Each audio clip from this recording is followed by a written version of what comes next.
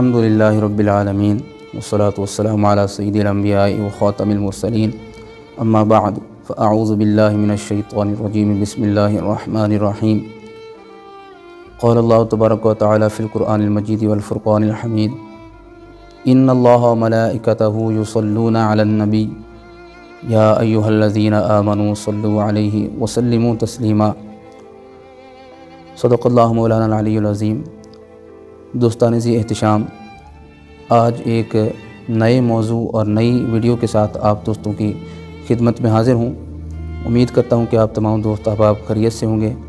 اور ویڈیو کو سن کر دیکھ کر اپنی محبتوں کا اظہار فرمائیں گے۔ دوستان ذی احتشام، خلاق عالم نے مسلمانوں پر جو عبادات فرض فرمائی ہیں، مثال کے طور پہ نماز فرض فرمائی ہے، اگر کوئی بندہ نماز پڑھتا ہے تو اس کو یہ یقین نہیں ہوتا کہ میری نماز رب تعالیٰ کی بارگاہ میں قبول ہوئی ہے یا نہیں۔ اسی طرح اگر کوئی بندہ روزہ رکھتا ہے تو اس کو بھی یقین نہیں ہوتا کہ اللہ کی بارگاہ میں میرا یہ روزہ جو میں نے رکھا ہے قبول ہوا ہے یا نہیں۔ کوئی زکوٰۃ ادا کرتا ہے، کوئی حج کرتا ہے، تو کسی عبادت کے بارے میں بھی بندے کو یقین نہیں ہوتا کہ میری یہ عبادت قبول ہوئی ہے یا نہیں۔ لیکن تمام کی تمام عبادات میں سے صرف اور صرف ایک درود پاک ایسی عبادت ہے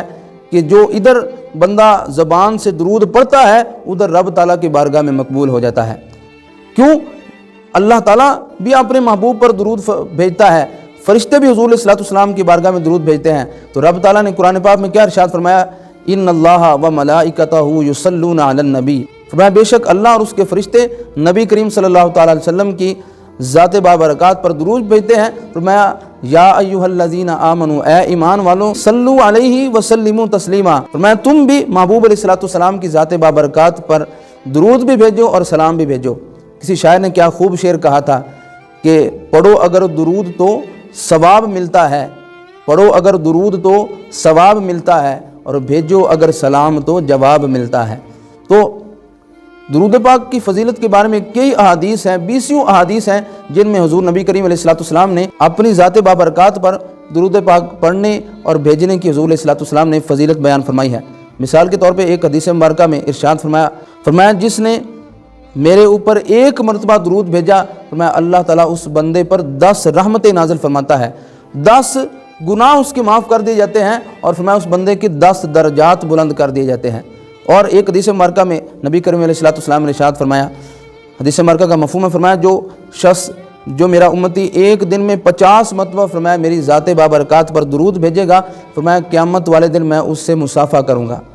تو کیا شان اور کیا مقام ہوگا اس بندے کا، اور کیا عزت اللہ تعالیٰ اس بندے کو عطا فرمائے گا کہ جو بندہ دنیا میں حضور علیہ الصلوۃ والسلام کی ذات بابرکات پر حضور کی خدمت عالیہ میں درود پڑھتا رہا، اور دن میں 50 مرتبہ نہیں بلکہ بے شمار مرتبہ درود پاک پڑھنے کا اس نے وظیفہ بنا لیا، اور قیامت والے دن سب لوگوں کے سامنے جمیع امتیں جب جمع ہوگی تو سب کے سامنے حضور علیہ الصلوۃ والسلام اس کے ساتھ مصافحہ فرمائیں گے۔ اس کی بندے کی عزت اور اس بندے کی قسمت کا پتہ تب چلے گا جب قیامت والے دن حضور علیہ الصلوۃ والسلام اس سے مصافحہ فرما کر اس بندے کے عزت میں اور اضافہ فرمائیں گے۔ تو دوستان ذی احتشام، ہم جب چھوٹے ہوتے تھے تو ہم دیکھتے تھے کہ ہمارے بزرگ احباب جو تھے وہ ہاتھ میں تسبیح لے کر تو ہر وقت درود پاک یا کچھ نہ کچھ ذکر اذکار کرنے کا وظیفہ بنائے ہوئے ہوتے تھے۔ لیکن آج اتنا جدید دور ہو گیا کہ اگر کوئی شخص اگر ہاتھ میں تسبیح لیے پھرتا ہے تو اس کے دوست اور دیکھنے والے ذہن میں کیا سوچتے ہیں؟ بجائے اس کے کہ یار یہ بہت اچھا کام کر رہا ہے، بجائے یہ سوچنے کے کہ یہ مجھ سے کئی درجے بہتر ہے، یہ مجھ سے کئی درجے اچھا ہے کہ یہ تسبیح پکڑ کر تو اللہ کا ذکر کر رہا ہے، تسبیح پکڑ کر ہاتھ میں حضور کی بارگاہ میں درود بھیج رہا ہے، بجائے یہ سوچنے کے اکثر اللہ ماشاءاللہ اکثر دوست کیا سوچ رہے ہوتے ہیں، بلکہ اس کے اپنے ہی دوست جب اس کو ہاتھ میں تسبیح پکڑے ہوئے دیکھتے ہیں تو کہتے ہیں کہ یار بڑا تو حاجی بن گیا ہے، بڑا پرہیزگار بن گیا ہے۔ تو دوستو، آج کے دور میں جو بندہ حضور علیہ الصلوۃ والسلام کی بارگاہ میں درود پاک پڑھنے کا وظیفہ بنا لیتا ہے تو یاد رکھیں وہ بندہ دنیا میں بھی کامیاب ہے اور قیامت والے دن بھی وہ بندہ کامیاب ہوگا۔ دوستو، یہ میرے ہاتھ میں جدید تسبیح ہے جس کو کاؤنٹر بھی کہتے ہیں۔ تو ویسے اگر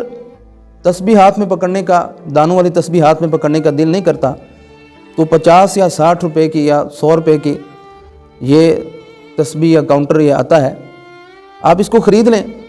100 روپے کا ہدیہ دے کر اس کو آپ خرید لیں، لیکن ایک مرتبہ اگر آپ یہ کاؤنٹر خرید لیں گے، ایک مرتبہ اگر آپ یہ تسبیح خرید لیں گے تو یقین مانیں آپ کا خرچ کیا ہوا 100 روپیہ جو ہے وہ کل قیامت کے والے دن